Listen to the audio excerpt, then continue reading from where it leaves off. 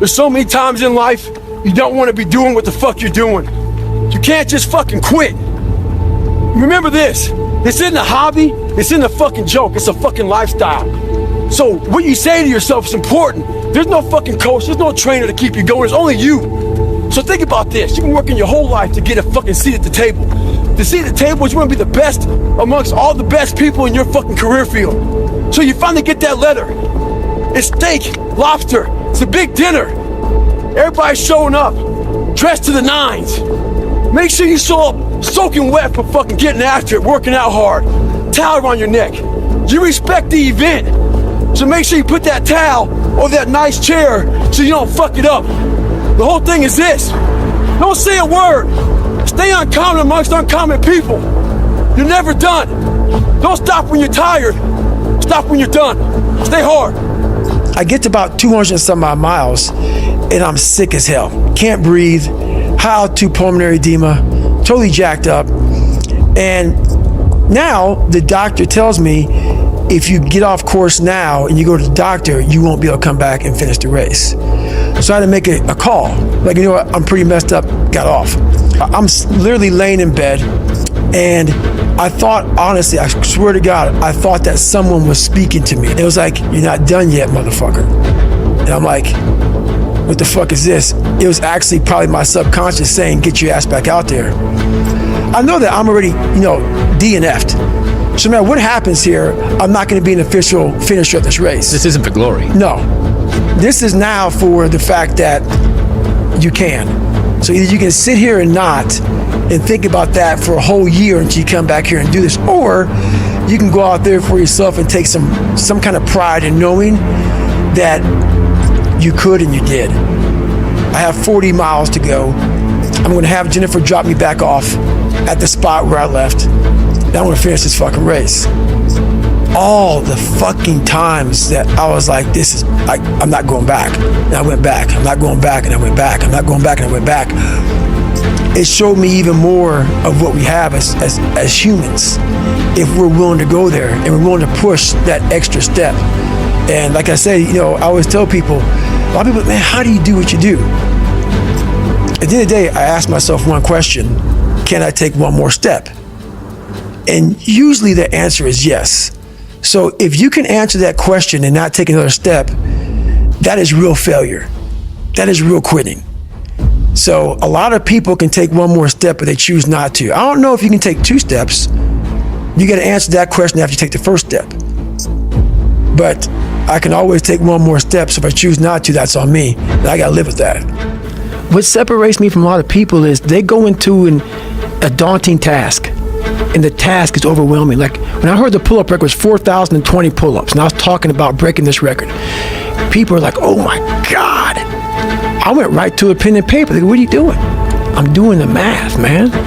What are you talking about? I'm open-minded to the fact that, okay, if I do 5 pull-ups in a minute for so many hours, I can get so many pull-ups in. How much time do I have to rest? I was breaking the math down. You have to be open-minded to the possibilities that I can do this. Once you shut your mind down to the possibility that it can be achieved, there's no way it can happen. So that's why my eyes and my body light up about things, because I know that if you're in a fight, you have to attack.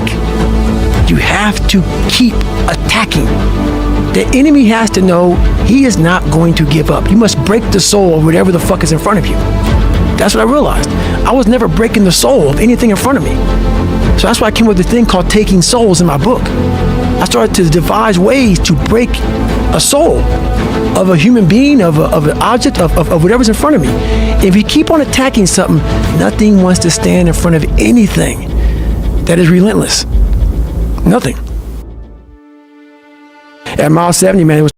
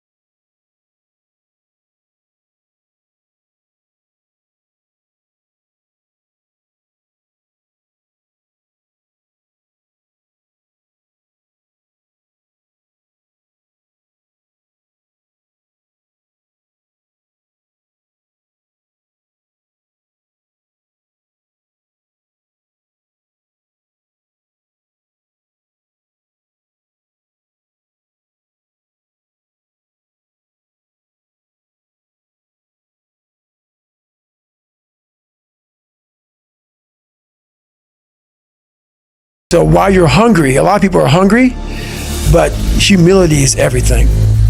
I always fix the things on the surface.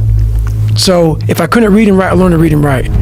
I would always fix these things on the surface level. And so whenever something hard would raise its ugly head, I didn't have any kind of tools to handle it. I'm like, man, I thought I fixed this already, man.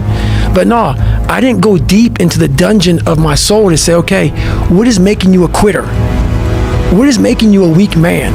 What is making you afraid?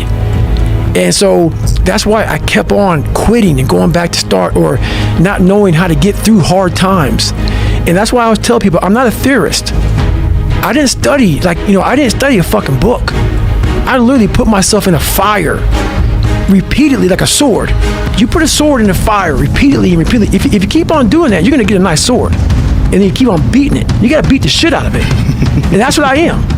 Yeah. I became that. I said, okay, we can't quit. We got to figure out why you are this pussy. Why are you this pussy, man? What is wrong with you? What's going on here? So I kept on putting the sword back in the daggone fire, and I just beat it harder. And I beat it harder. Before I knew it, I started realizing, all right, man, the brain is starting to get hard. The brain is starting to get hard. I'm no longer a theorist. I'm now a practitioner. I put it in hell. I dissected it while it's in hell, because you can't dissect anything in a normal environment. You can't dissect anything in 72-degree weather. You must put it in the fucking freezer and freeze the fuck out of it. And then you dissect it. Dissect it when it's miserable. Dissect the brain when all it's thinking about is, I need to get out of here, man. I want to get out of the fucking freezer. Open the door. And you said, nah, 5 more seconds, man. 5 more seconds in the freezer. And that's when you start to pick that brain apart. And that's what all this stuff did to me. I kept on putting myself back into the freezer or the fire and beating the shit out of myself, mentally and physically. Before I knew it, this is what happened. Hell Week's 130 hours. And 130 hours is a lot of seconds. A lot of fucking seconds. And if you lose, let's say you win every second but one, you lost. It only takes 1 second for you to lose the whole thing. You're in a situation where life is sucking.